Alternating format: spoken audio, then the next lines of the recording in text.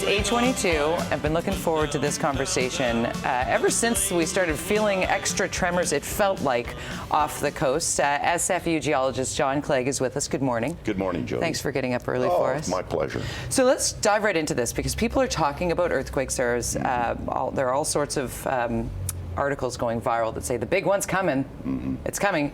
Not like that's news to us based on where we live. No, we do live in earthquake country, and we do have earthquakes all up and down the coast. We, as you can see from this graphic, that we do have the possibility of having strong earthquakes close to our big cities. It's unbelievable. That map shows epicenters of historic earthquakes, and you can see most of the earthquakes are up coast, but a lot of them are around the Strait of Georgia, the Puget Sound area. We haven't had a damaging earthquake in Vancouver, but we've kind of dodged a bullet because they've been damaging earthquakes on Vancouver Island. There have been damaging earthquakes at Seattle. So I don't think we should necessarily assume we can't get a large earthquake here. Right. So if something did happen as far as our infrastructure goes city-wise, what would we be looking at? We got a lot of very tall glass structures in this city and a suspension bridge or two. Yeah, well, I know people worry about glass. Now, engineers tell us that that glass will stay in place when it's shaken. And newer buildings are designed to a very high standard. So personally, I don't think we have to worry much about, from a life safety perspective, of our newer buildings. It's really those older brick buildings, Victoria, Vancouver, the older parts of the city. They have buildings that went up a century ago. Right. And we have a more school vulnerable. being torn down right now. There's a beautiful brick school, and everybody's like, that's okay, because it wouldn't be good in an earthquake. Yeah.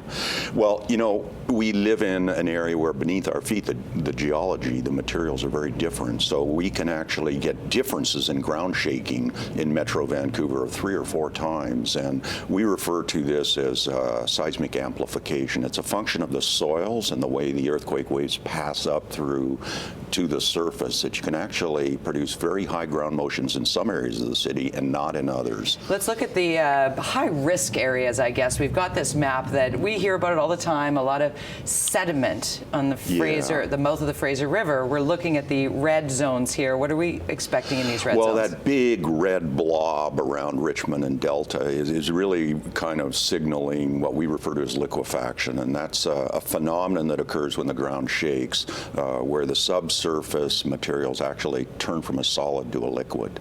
And that sounds scary. It is a little scary. It's not necessarily something that threatens your life. It's just very, very damaging. You end up, of course, think what would happen when the ground liquefies to gas lines, buried utilities of other types. Is that what we saw in Christchurch? Exactly. In Christchurch, we had that in spades. An earthquake of the size that we can certainly expect on the south coast, and it caused widespread liquefaction. We saw these little volcanoes of sand being ejected out onto the surface, and people's yards being buried in liquid mud. And that is, we have I hate to put it this way, we have the perfect setup for that in Richmond, with the soils there.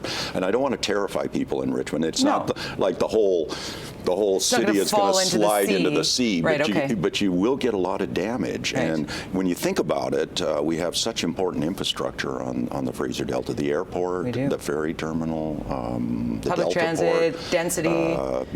Kind of the scenario that emerges is that part of the city would probably be heavily damaged. John, before we let you go, honestly, we have to get to the tsunami factor, because so many people, we have a lot of people who watch on Vancouver Island, and anybody who's been to Tofino knows you go through tsunami evacuation zones and whatnot.